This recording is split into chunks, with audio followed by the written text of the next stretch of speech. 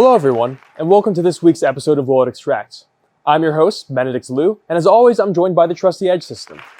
And today, we're going to be talking about one of the backbones of society.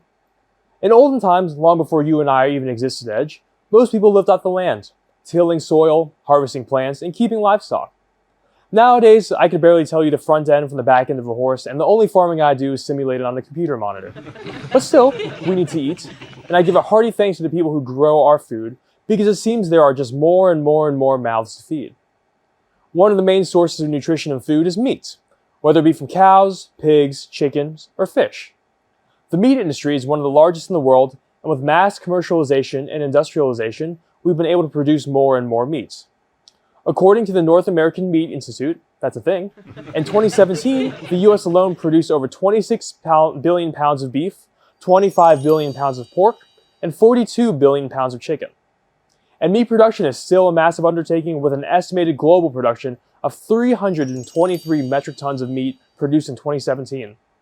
And there are estimates that consumption will double by 2015. So that's a lot of meat. In order to keep all those animals healthy and commercially viable, modern producers have turned to veterinary drugs. Of course, other producers are using different methods for keeping animals healthy besides antibiotics, so not all the meat that's produced has seen some form of drugs.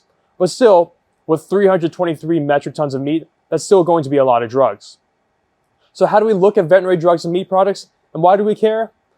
We'll first tackle the problem of how do we look at veterinary drugs by our next section, sample prep. And now we're ready to begin our sample preparation. So the first thing we have to do is prepare our sample cell, the Q cup. So the first thing I'm going to do is go ahead and disassemble our sample cell simply by twisting, so we have our two portions.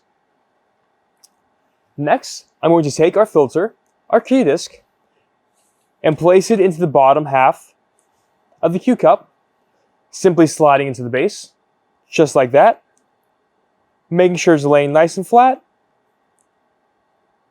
and then reassembling so that our sample cell is complete. Today we're using our S1 style Q disc, which is a pre-stacked sandwich filter of a glass fiber membrane surrounded by two cellulose filters. And once our sample cell has been fully assembled, we'll go ahead and talk about our sample. So of course, a whole ribeye steak or a chicken thigh isn't going to fit into the Q cup, so we're going to have to cut up or reduce the sample size to make it fit and in a shape that it's amenable for the Q cup. So here, I have some torn up and shredded chicken that I'm going to go ahead and just add directly into the Q cup, weighing it directly into the sample cell.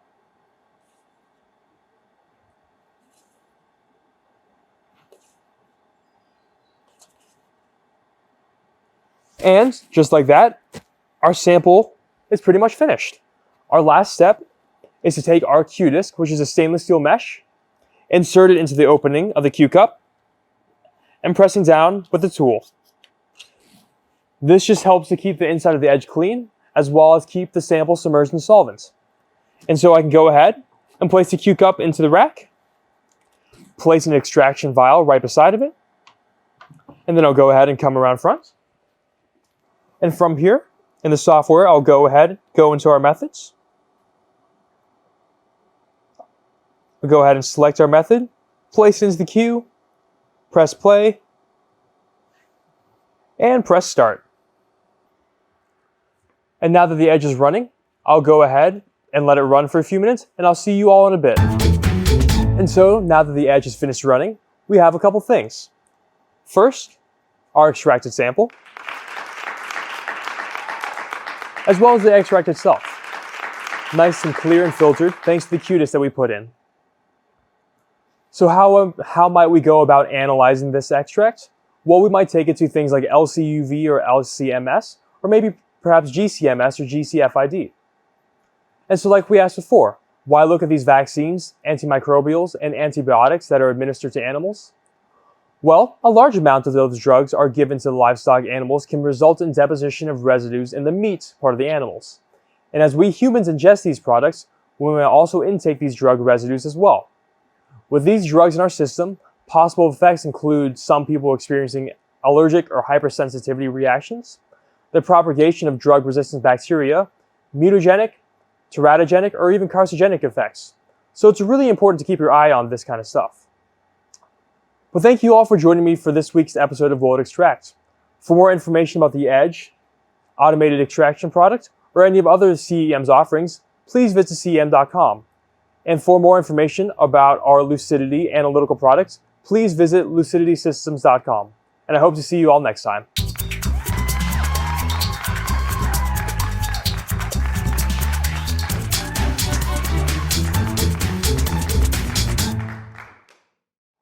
You know, Edge, after talking about that, I feel a little anxious.